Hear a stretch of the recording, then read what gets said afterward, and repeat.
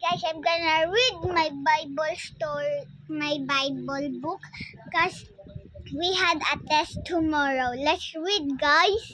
God's rules, love to God. Rule number 1 is love God most of all. God is great. He created the whole world and all the animals and people in it. He wants us all to love Him. He wants us for His special friends. God should be more important than anything. Rule number 2, pray to God of heaven.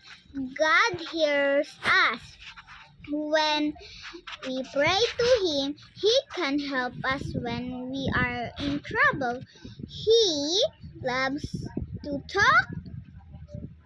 have us to talk to Him in praying. Rule number 3, use the name of God reverently. When we choose to be God's children, we are called by His name.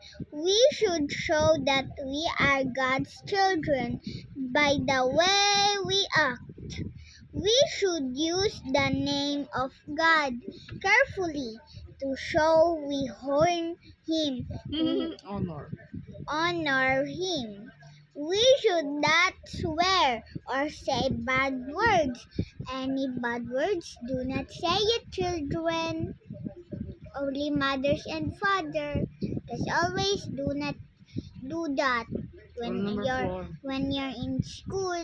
Okay, we're on rule number 4. Rule number 4 is remember to keep the 7th-day Sabbath holy. God doesn't not want us to work every day of the week. He knows we need a day of rest. We need time to talk to Him in praying.